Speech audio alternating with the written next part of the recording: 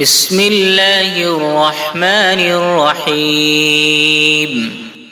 الرحمن علم القرآن خلق الإنسان علمه البيان. الشمس والقمر بحسبان والنجم والشجر يسجدان. والسماء رفعها ووضع الميزان ألا تطغوا في الميزان وأقيموا الوزن بالقسط ولا تخسروا الميزان. والأرض وضعها للأنام فيها فاكهة والنخل ذات الأكمام والحب ذو العصف والريحان. فبأي آلاء ربكما تكذبان؟ خلق الإنسان من صلصال كالفخار وخلق الجان من مارج من نار. فبأي آلاء ربكما تكذبان؟ رب المشرقين ورب المغربين. فبأي آلاء ربكما تكذبان؟ مرج البحرين يلتقيان بينهما برزخ لا يبغيان. فبأي آلاء ربكما تكذبان؟ يخرج منهما اللؤلؤ والمرجان. فبأي آلاء ربكما تكذبان؟ وله الجوار المنشآت في البحر كالأعلام. فبأي آلاء ربكما تكذبان؟ كل من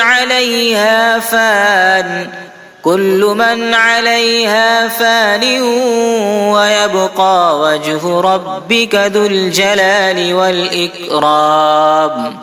فبأي آلاء ربكما تكذبان؟ يسأله من في السماوات والأرض كل يوم هو في شأن. فبأي آلاء ربكما تكذبان؟ سنفرغ لكم أيها الثقلان. فبأي آلاء ربكما تكذبان؟ يا معشر الجن والإنس إن استطعتم أن تنفذوا من أقطار السماوات والأرض فانفذوا لا تنفذون إلا بسلطان. فبأي آلاء ربكما تكذبان؟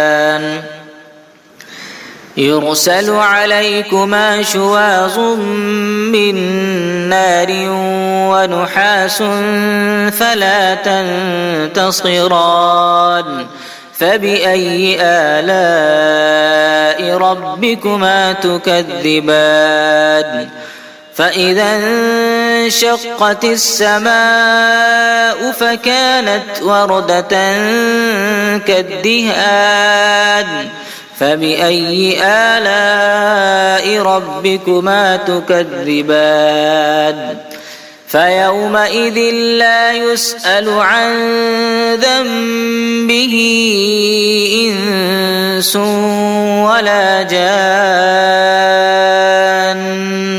فبأي آلاء ربكما تكذبان؟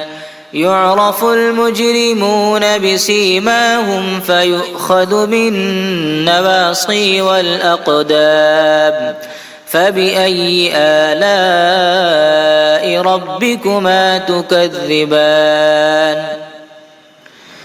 هذه جهنم التي يكذب بها المجرمون يطوفون بينها وبين حميم آن فبأي آلاء ربكما تكذبان ولمن خاف مقام ربه جنتان فبأي آلاء ربكما تكذبان ذواتا أفنان فبأي آلاء ربكما تكذبان فيهما عينان تجريان فبأي آلاء ربكما تكذبان فيهما من كل فاكهة زوجان فبأي آلاء ربكما تكذبان متكئين على فرش بطائنها من استبرق وجنى الجنتين دان فبأي آلاء ربكما تكذبان فيهن قاصرات الطرف لم يطمثهن إنس قبلهم ولا جان فبأي آلاء ربكما تكذبان كأنهن الياقوت والمرجان فبأي آلاء ربكما تكذبان هل جزاء الإحسان إلا الإحسان فبأي آلاء ربكما تكذبان ومن دونهما جنتان فبأي آلاء ربكما تكذبان مدهامتان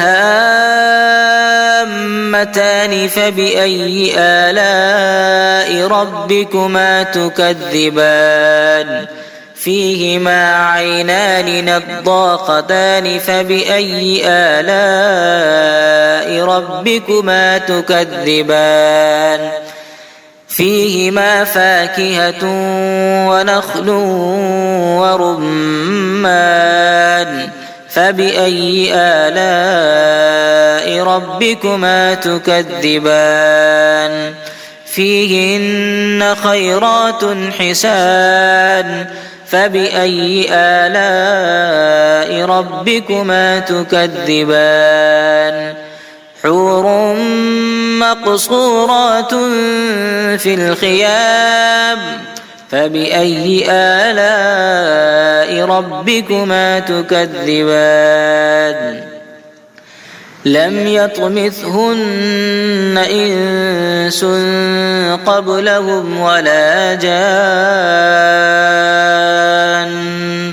فبأي آلاء ربكما تكذبان متكئين على رفرف خضر وعبقري حسان فبأي آلاء ربكما تكذبان تبارك اسم ربك ذي الجلال والإكرام